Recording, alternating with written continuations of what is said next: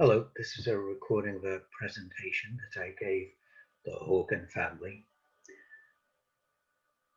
Just so you know, I might go over some of the screens really quickly, but that's okay because since it's a recording, you can at least pause. So without further ado, let's get started. What I'm going to ask you is, what's the most important thing to you? Hopefully, many of you will say family. I think it's so important that we learn about Joseph Horgan because he is more than likely directly a relative of yours, or you know somebody who's a relative if you're listening to this recording. He died in service to his country when his plane crashed shortly after takeoff around 3:20 a.m. on the 15th of July 1945. I think it's important we don't forget those who sacrificed their all. I believe it's our duty to cherish their memory. I've been reading and researching about Joseph Horgan, and quite frankly, I've been really disappointed and stunned to hear what he had to face, the difficulties of the air crews in those days. And what I'm going to do, I'm going to try my best to share the information that I found with you. There's also something else as well. There's a little mystery at the end of this presentation, something that I couldn't find out any information about, but we'll cover that when we get there. So let's continue.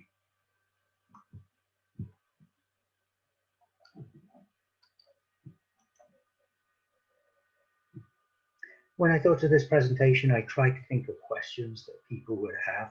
I'm not going to read this slide out loud, but really I'm just looking at thinking about what kind of plane you might have thought he was flying in, what happened to him, what was he doing, what was his role on the aircraft, what happened with the crash, why did it happen, where is the plane now?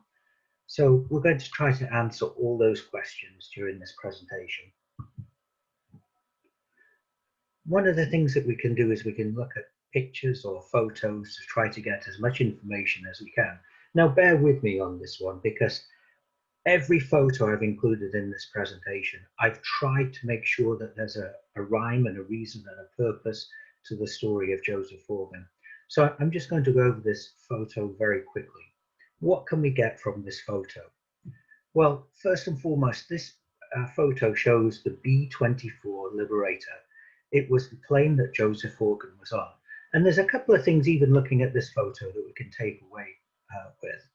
And that is, we'll notice on the tail fin here, I don't know if you can see, there's a skull and what looks like crossbones.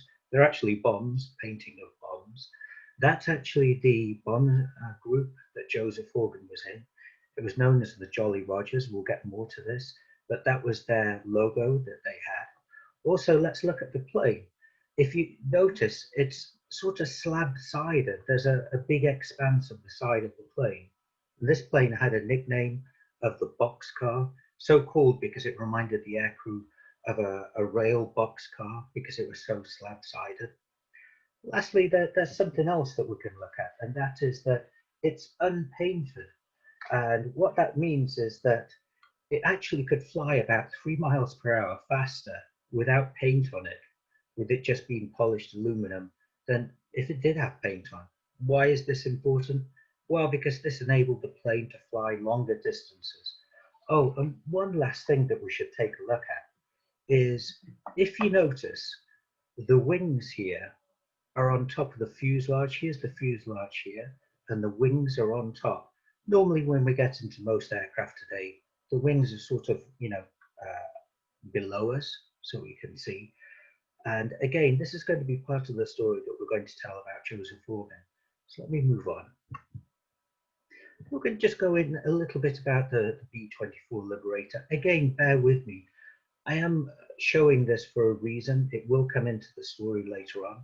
It was one of the most heavily produced bombers of World War II. And also, because of the American war effort, it was made by all sorts of manufacturing companies, including, for example, Ford Motor Company. They made this plane at a plant called Willow Run near Ypsilanti in Michigan. Something else as well that was sort of unique about this plane, as we saw in that previous photo, is it had what they call the top-mounted high aspect ratio Davis wing. That's a mouthful. What that really just means is that the wing was long and thin, and this was unusual for airplanes at that time.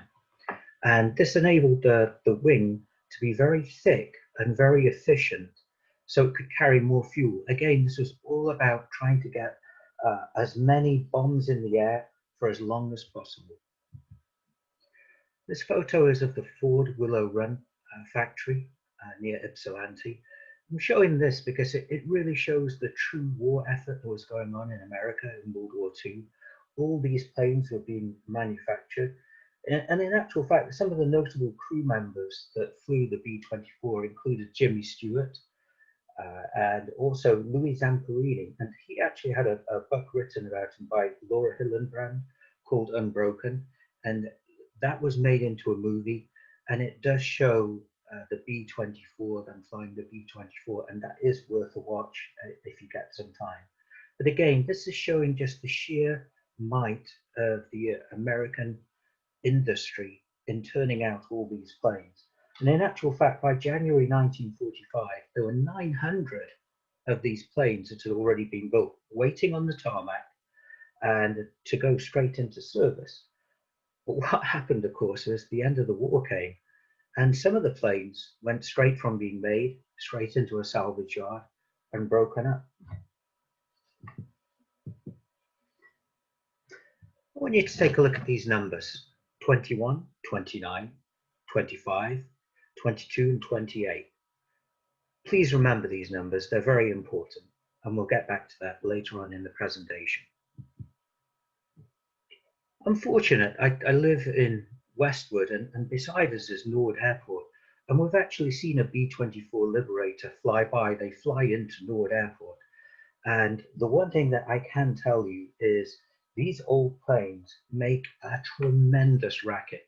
What can happen is it goes deep inside your chest. There's a heavy resonance of those propellers beating the air. They are an incredibly loud machine.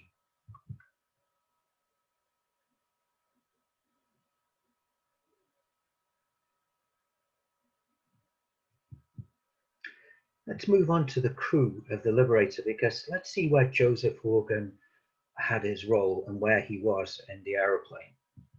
Obviously, we have the pilot, the co-pilot, navigator, a bombardier who also doubled up as a nose gunner, a flight engineer, also doubled up as the top turret gunner, a radio operator, a ball turret gunner, 2 waist gunners, and finally a rear gunner. Joseph Horgan was the bombardier, and obviously he also doubled up as the nose gunner.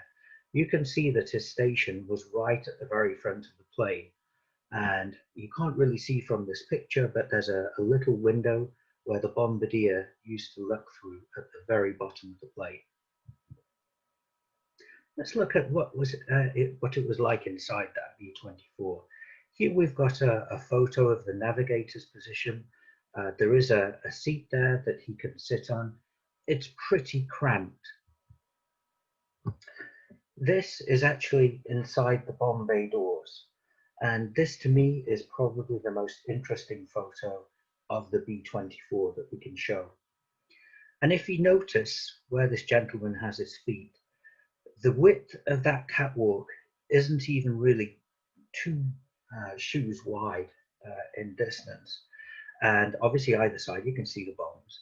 But what you don't know is the bomb bay doors here in this photo are actually open, and they operated like a garage door. So when the bomb bay doors opened, they would roll up on the outside of the aeroplane. The other interesting thing about these bomb bay doors is they were about 100 pounds load capacity. And what I mean by that is the reason why that catwalk is there is if you slipped and fell onto that bomb bay door, if you weighed more than 100 pounds, you were going to break those doors and just go straight through. Really, these bomb bay doors were just purely made for aerodynamics. They weren't even airtight or watertight. They were just there to make the aeroplane slip through the air a little bit more efficiently. And you had to use this catwalk if you were walking along. I can tell you that Joseph Horgan, when he signed up, was 155 pounds in weight, and we'll get to this later on. Had he slipped from that catwalk, unfortunately, he would have fallen through those bomb bay doors. Alas, there are accounts in World War II of aircrew falling onto these doors or falling from the catwalk and falling to their deaths. They wouldn't have a parachute on. Why wouldn't they have a parachute on? Look at the width of that. There was just no space to wear a parachute to walk down that catwalk. The other thing that I'd like to talk about is I'd like you to imagine for one moment what it was like for Joseph Horgan on that day, early in the morning when it was pitch black, to get into this plane and what it was like. First of all, I've got a rather indelicate assertion to make. I think everyone here who's listening or watching this presentation farts. Yep, that's right, they fart. And the reason I'm bringing this up is because the B-24 was unpressurized. It could fly almost as high as the height of Everest, but there were open windows. It was almost like driving a convertible at 28,000 feet. So that meant there was no air pressure there. If you ate gassy foods, you would be in tremendous pain by doing so at that altitude. So the aircrew had to be very careful pre-mission with what they ate. They had to make sure they didn't eat any kind of gassy foods. Let's also go through what it must have been like in terms of what you would see. Well, let's remember that unlike when we go on a jet plane and we go on vacation, there weren't many lights inside this plane. Of course, we couldn't have the lights inside the plane because you didn't want to give your position away. So even in those early dawn hours, you'd be getting in this plane and it would be very dark. There would be minimal lighting to see by. And by the way, the crew would clamber up usually through the open bomb bay doors to enter the plane. What else can we say about flying this plane? Well, you heard the noise of the plane and it was so loud, so extremely loud, that everybody had to wear headphones and a microphone, and they had what they called an open circuit. This open circuit meant that the aircrew could communicate with each other. If one person said something, everybody else in the aircrew could hear something. And that was, another bulky thing to wear without, over their ears. Also, what would happen is as the mission went on, every 15 minutes, there would be a call out to every member of the crew. And I don't know if you can guess as to why this is. The reason being is that every 15 minutes, they had to check to make sure that every crew member was okay, because at that height, close to the height of Everest, they had to wear bulky oxygen masks with tubes to the oxygen. And sometimes, unfortunately, the oxygen masks would malfunction or break. So every 15 minutes, there was a check on the aircrew to make sure that everybody was awake. And unfortunately, if somebody wasn't awake, somebody would have to be sent down to check on that person. What would they smell? Well, unfortunately, when Ford manufactured a lot of these B-24 planes, because of the manufacturing facility, it was prone to having micro cracks in the aluminum. So you'd smell a lot of aviation fuel. You'd also smell hydraulic fluid. You'd probably smell, unfortunately, body odor. It must have been a very, very frightening experience. What would you taste? Well, first of all, I'm going to tell you that this plane was just made for one reason only: to drop bombs.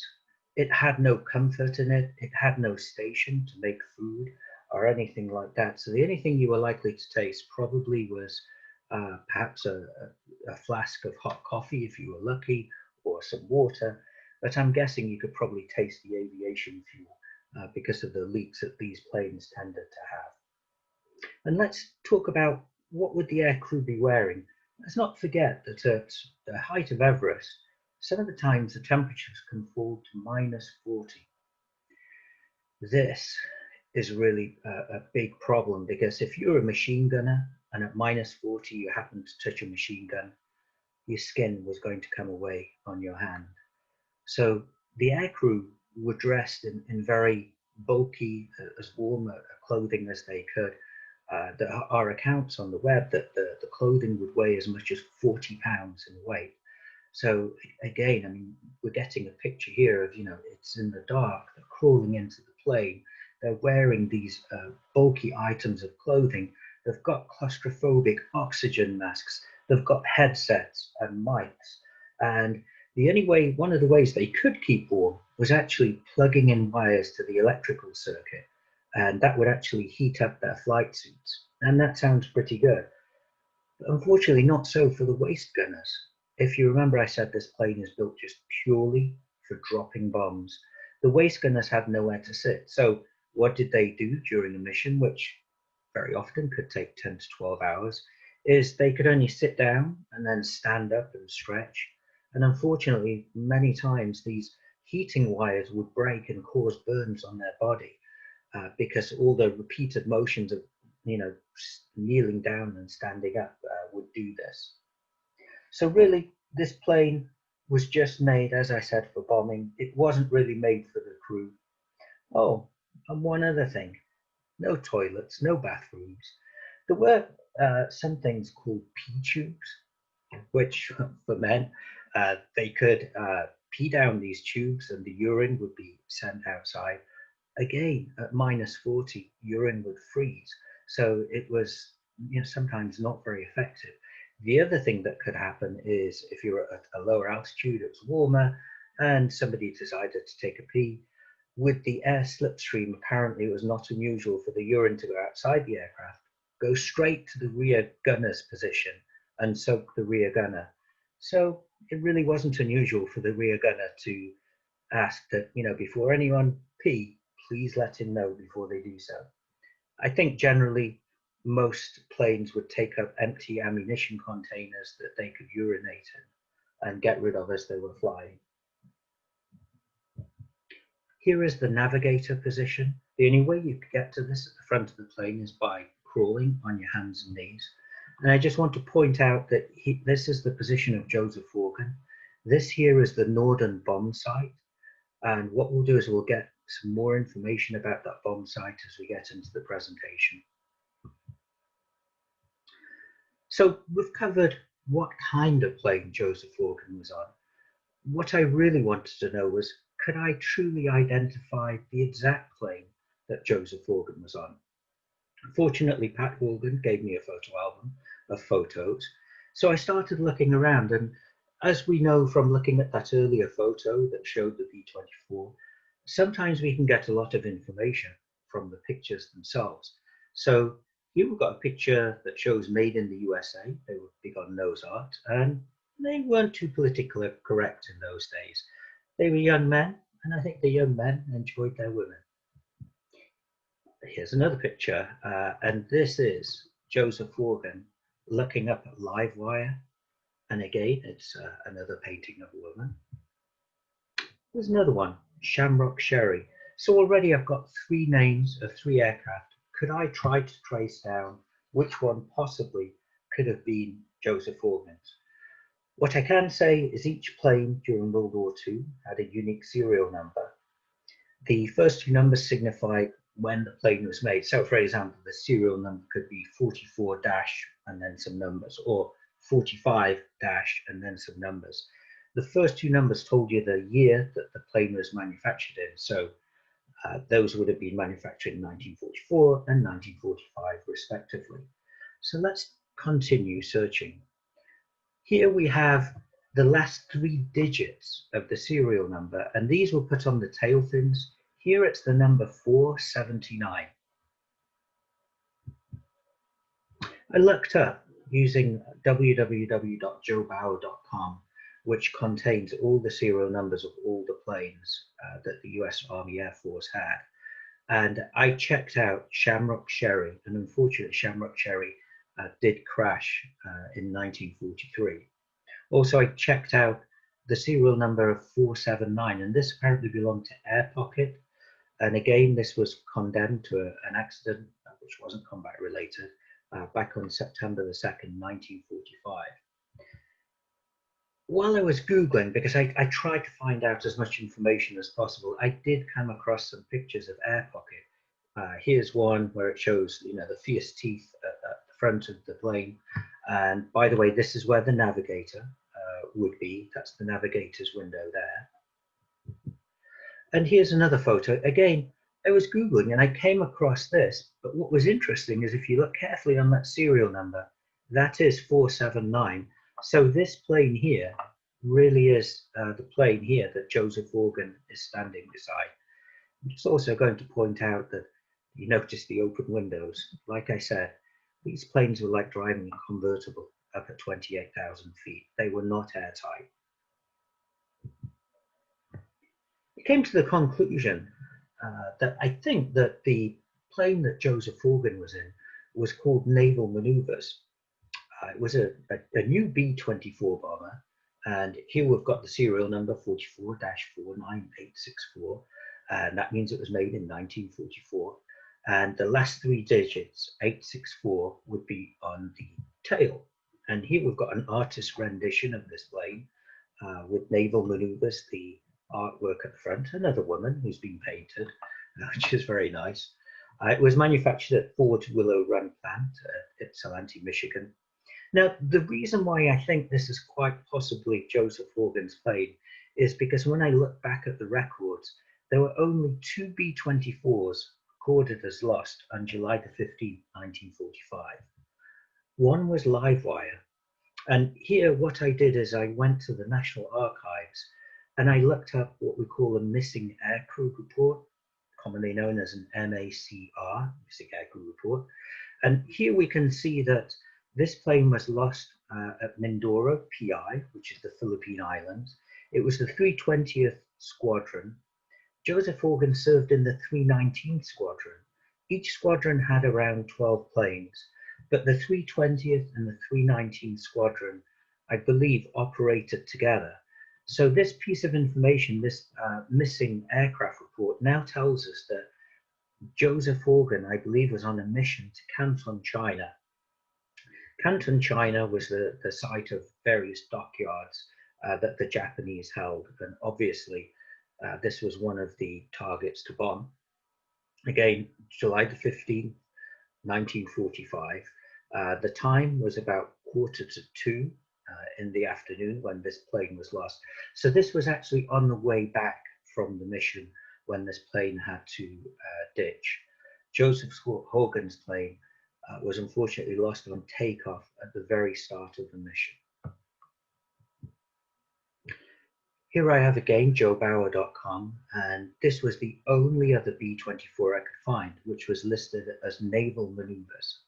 And that's why I believe that this is more than likely Joseph Horgan's plane. Let's try to put some names to Joseph Horgan's crew. This again shows the extent that America was involved in the war. You can see that all the names here come from all the different states across the USA.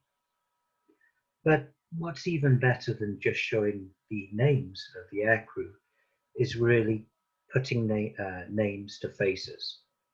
And here we have the aircrew, with the exception at the top right here of radar operator Barrett, who was actually not on the flight on July 15, 1945. He was replaced by Staff Sergeant William Selleck. William Selleck, who's not pictured here, and the navigator Leon Klein, who's in the middle here at the top row, were the only two survivors of the crash. They were picked up the following morning after the plane ditched. And also Technical Sergeant Leonard Huffstetler. Unfortunately, his body was also recovered, and he's now buried in Gastonia, North Carolina. But again, we'll get to that in the future. These are some more of the photos that I got from the photo album that Pat kindly gave me to scan. We can see we've got a dashing lot of gentlemen here, I think it's safe to say. We truly have what I consider to be a Horgan face on the back row here. I also tried to find out more about the serial numbers that are painted on the side of the plane here. Unfortunately, I could not find any association with the serial numbers to Joseph Horgan. The other thing that I'm just going to point out really quickly is if we look at the jackets, there are emblems, there are patches on these jackets. We are going to get to that. Here is another photo. Again, Joseph Horgan is in the back row here. This is actually quite possibly one of my favorite photos. It shows Joseph Horgan and his crew sitting on their bomb load.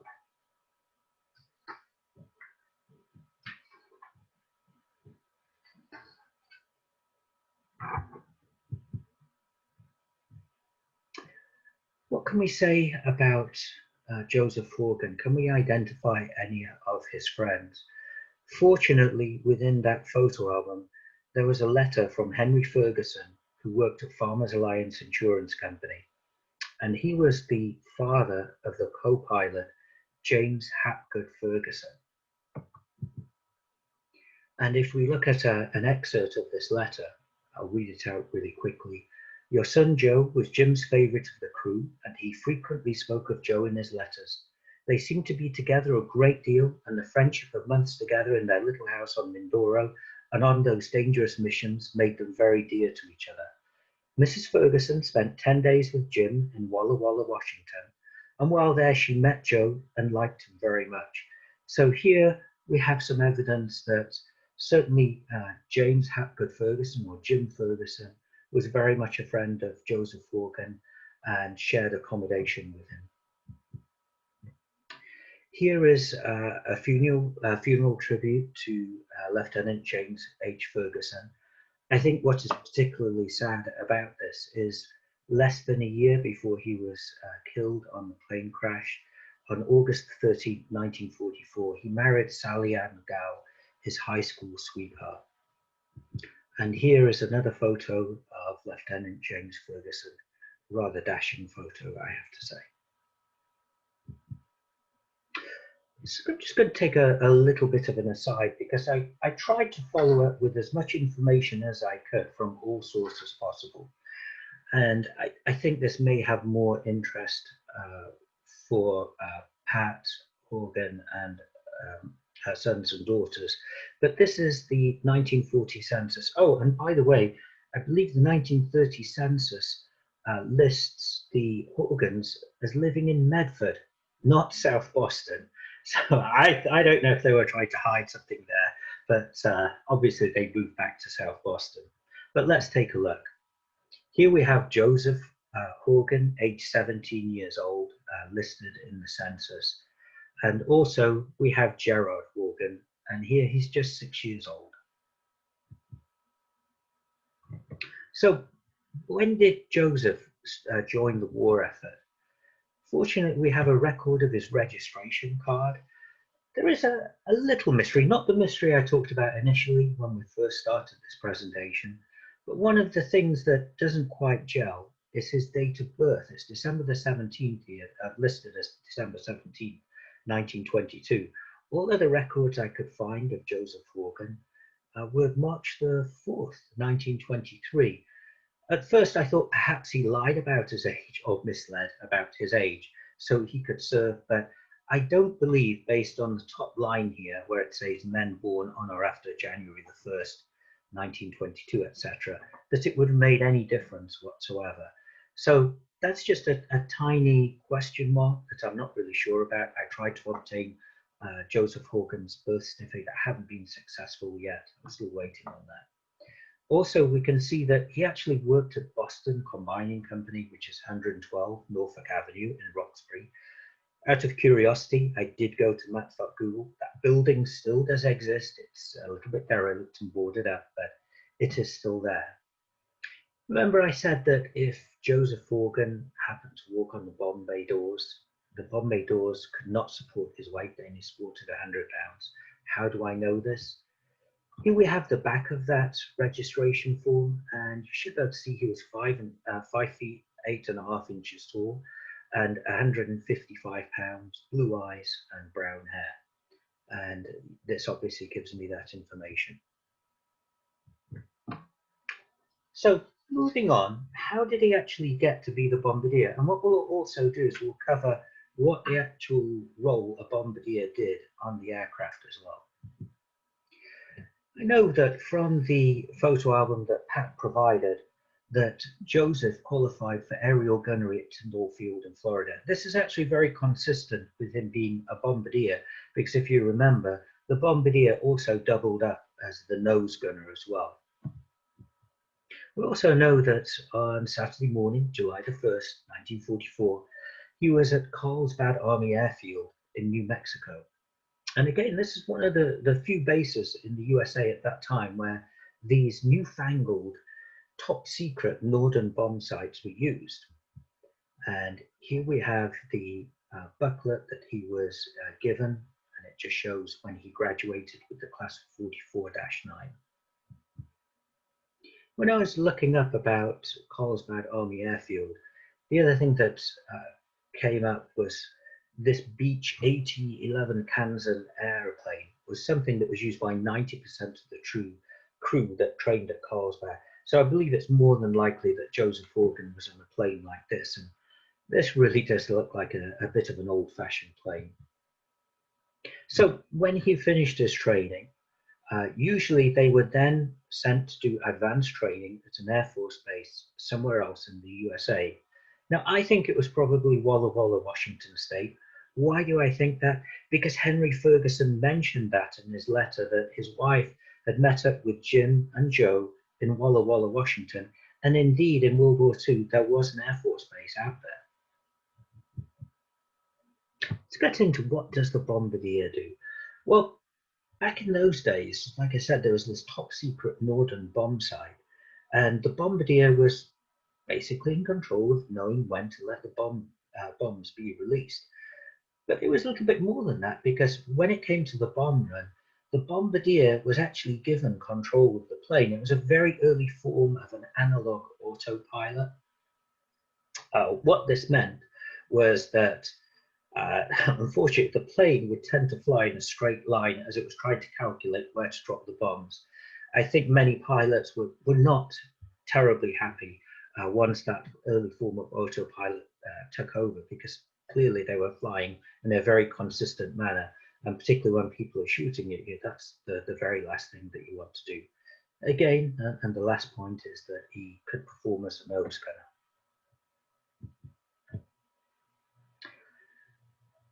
The Norden bomb site was so important to the war effort that these are the words that Joseph Horgan must have said. These are the bombardier's oath. I'm going to go over this quickly. Like I said, you can pause this presentation. I'm going to summarize it by saying that pretty much this is saying, I am going to defend this bomb site with my life. And if I crash, I'm going to destroy it. I'm not going to let the enemy get hold of it. Let's move on to Joseph Horgan's service and decorations. I'm not sure precisely of his date of enlistment. I couldn't find in the National Archives a record of his enlistment. I know we have the registration card, but if you go back in the video, you'll find that there was actually no date on that registration card. There was just a range of a date at the top.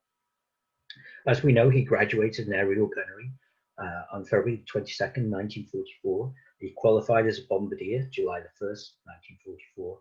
But we also know a bit more about him from this letter. And this letter came from the Allied Air Force's Southwest Pacific area. And let's take a closer look. Dear Mrs. Horgan, recently your son, Flight Officer Joseph Horgan, was decorated with the Air Medal.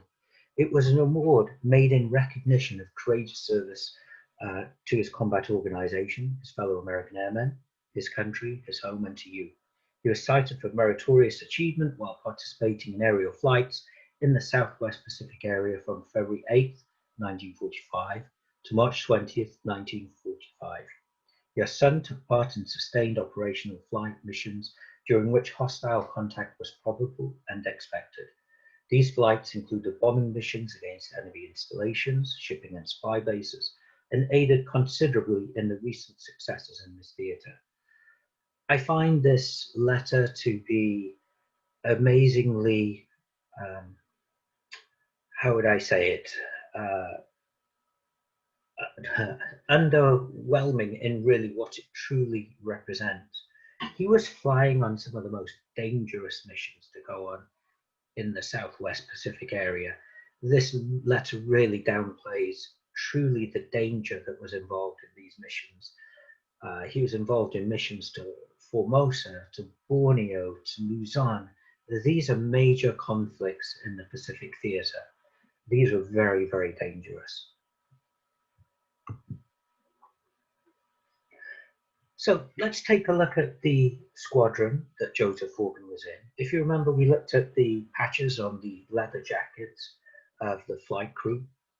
He was a member of the 5th Air Force, and this is how it was broken down. It was the 5th Air Force, the 90th Bomber Group. They also had a nickname called the Jolly Rogers, and that's where the skull and the cross bombs came from. And he was in the 319th Squadron, and that was called Astaperius. Astaperius is actually a made-up name.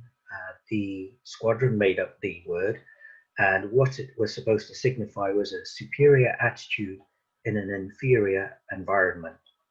Also, quite clearly, back in those days, political correctness was not top of the list of things. Just going to go over this very quickly. This is from Wikipedia. As I mentioned previously, the 319th Squadron was involved in some of the major conflicts in the Pacific Theatre. They were constantly in danger. On average, they were flying missions perhaps 2 to 4 times a week. And you have to imagine yourself that here you are, a kid from South Boston, thousands of miles away from home, risking your life 2 to 4 times a week. I believe the mental stress must have been enormous. Here we're looking at Maguire Airfield, which is where his plane took off from on the 15th of July. It is now San Jose Airport, and this is a more recent photo of San Jose Airport on the left. The photo on the right was the only photo I could find of Maguire Airfield as it then was. I also did look up the serial number of 627 just in case I could find any connection with Joseph Horgan, but I did not have any success. The final mission that Joseph Horgan flew on, I was fortunate to come across a personal diary of a Lieutenant Merle Wynne. And in it, he describes on the 15th of July that when the squadron took off, it was really bad weather. So we've got another piece of information as to what it was like for Joseph Horgan on the 15th of July. We can anticipate that it was very, very bad weather at that time. And let's also look at where he flew from. Here are the Philippines. Here is Mindoro Island. Up here is Canton, China. It's a distance of, well, we'll call it 900 miles as the crow flies. You have to remember back in those days, the B-24 could only fly at about 150 miles per hour. So we're talking about 6 hours out and 6 hours back, flying, in an unpressurized aircraft that was freezing cold, that you are burdened with these flight suits with breathing equipment, headsets and microphones, no seats for many of the crew members. It was just an amazing challenge that they faced. I'm just going to say other missions as well in 45 were Corregidor, Bataan Peninsula, Formosa, Luzon. Again, anybody who studies World War II history knows that these were major conflicts. Let's get to the accident in the early hours of the 15th of July, 1945. Joseph Horgan's plane crashed shortly after takeoff from Maguire Field into the Pacific Ocean. We believe that the plane took off around about 3:20 a.m., according to squadron information, and it was airborne between 20 seconds to a couple of minutes. The stall speed of this aircraft is between 120 to 140 miles per hour. What does stall speed mean? It means it's the minimum speed you must get to before the plane is able to lift off the ground. So clearly the plane did leave the ground for some amount of time, but then came down. And based on the fact that the stall speed was around 120, 140 miles per hour, and it was airborne for 20 seconds to a couple of minutes, I believe that the plane came down about half a mile to 4 miles out of the Maguire Airfield strip. We're very fortunate in the photo album that Pat gave me. I had an account written by Lieutenant Klein, who was the navigator, one of the survivors, recounting the crash. We were taking off about 3 hours before dawn. Well, we didn't get up enough airspeed and we got about 20 feet into the air for about 2 minutes and then came down again. When we hit the water, we kept going down. What you can also do in the National Archives is request what was then classified information about the squadron.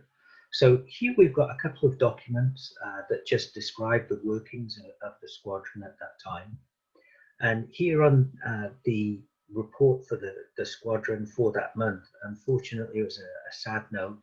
And again, this was classified. You obviously wouldn't want the Japanese to see this at this time, but it shows that Lieutenant Klein, Staff Sergeant Selick were the only survivors, but Lieutenant Osterberg and 7 of his crew were lost when their plane crashed on takeoff into the sea.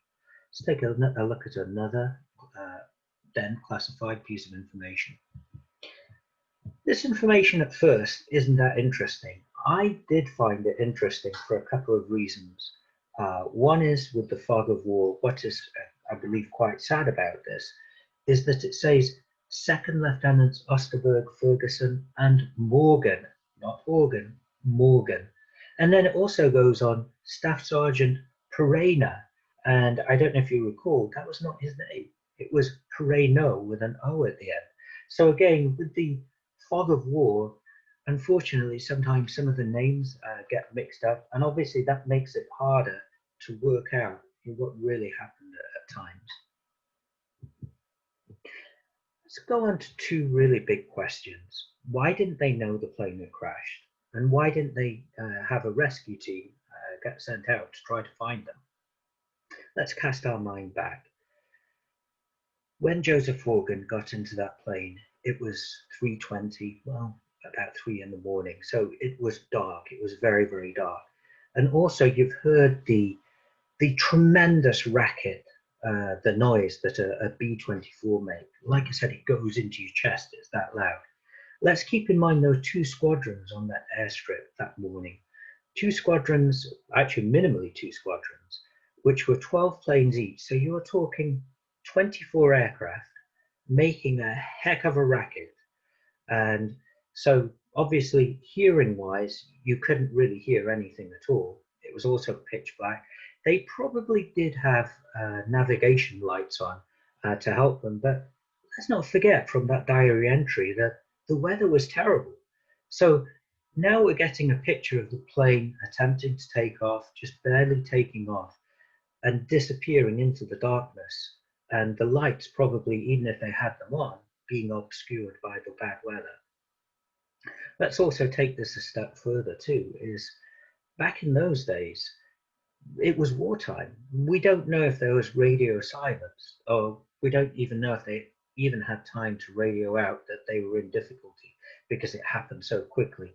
The B-24 was flown entirely manually. What I mean by that is that the pilot had no hydraulics or power assistance like the power steering we have in cars today.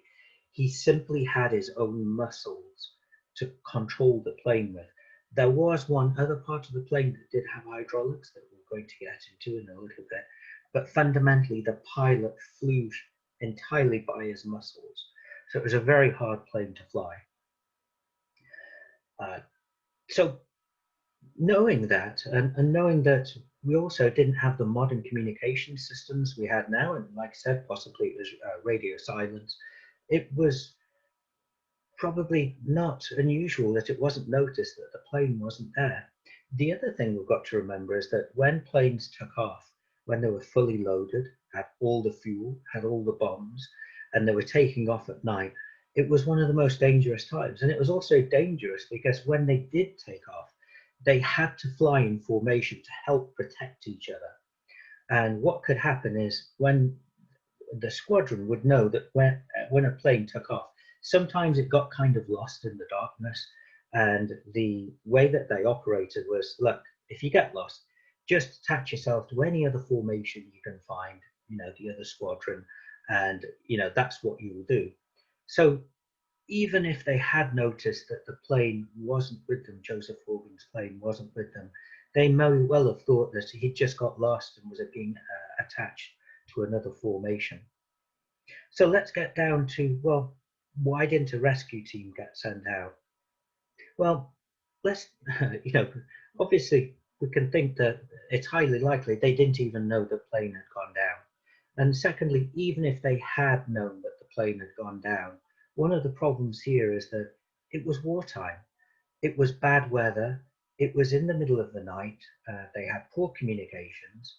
And what do you do to search for missing aircrew in the middle of the night? You have a big searchlight. Do you really want to put on a big searchlight in the middle of the ocean? Well, not in the middle of the ocean, but off the airstrip when you're at war? So even if they did send somebody out, I think it would have been very, very difficult to reach the crew. Obviously, they did reach two of the survivors in the early morning, and they must have spent an incredibly harrowing time overnight in the water. Let's move on to, well, is what happened unusual? I mean, how many aircrew were lost to accidents during World War II? Let's take a look at some numbers here. What we're looking at is the United States had about 40,000 aircrew battle fatalities from 1941 to 1945.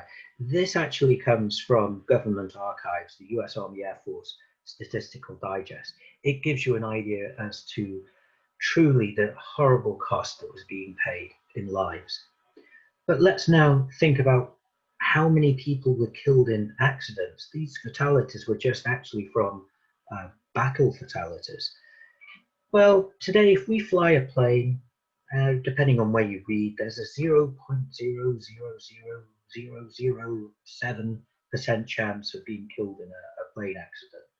So throughout the entire time period of World War II, have a guess at how many crew were killed in training accidents. Have you taken a guess? Let's take a look at the figure. Almost 15,000 aircrew were killed in accidents. And what makes this worse, again, this is from the Statistical Digest, is that was just in the continental US. It wasn't even in the other theatres of war. So I believe that figure truly was a lot higher. What we're really saying here is that if you're an aircrew in World War II and you're unfortunately a fatality, probably had about a 1 in 4, 1 in 3 chance that you weren't even killed by the enemy. You were just killed by an accident.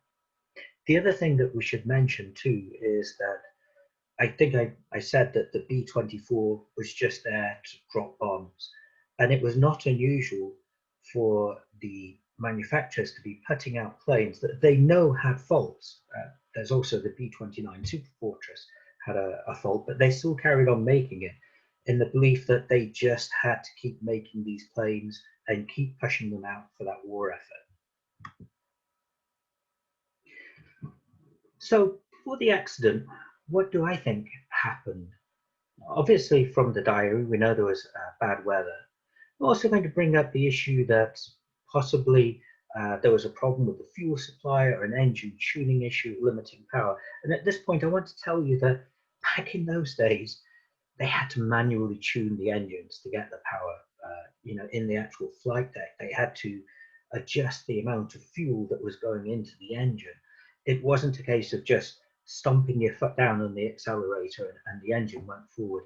These were pretty much in the early days of aeronautics. I mean, it was only probably 20, 21 years prior that the first flight across the Atlantic had occurred, and these B-24s were capable of crossing across the Atlantic. So they were still in the early days of aeronautics with this. The other issue could have been, obviously, if you can't get the plane in the air long enough, it could be an overloaded plane. Another issue could be flaps or throttles. Throttle meaning that you didn't tell the engine to rev high enough to get the power. And flaps. If you have ever been on a vacation and you're flying a jetliner, and before you take off, and actually before you land as well, you may hear a kind of a big whirring noise. What flaps are is they are a way of increasing the surface area of a wing. And if you increase the surface area of a wing, it makes it obviously easier to take off and easier to control at slower speeds. So these flaps were the only things that were hydraulically operated on the B-24. And as I said, things leaked on the B-24. So I do wonder if the flaps were placed in the extended position to give it the area on the wing to take off, or whether or not the hydraulic fluid failed and they thought they were in the open position and they really weren't, and they could never gain enough lift to take off. Clearly, we could have any combination of the above as well. The only other clue that we have is the navigator, Second Lieutenant Klein's report of the accident. And I notice in his account that he didn't mention anything about the engine straining or backfiring or something like that. I tend to think this plane may have been overloaded or the flaps weren't working properly.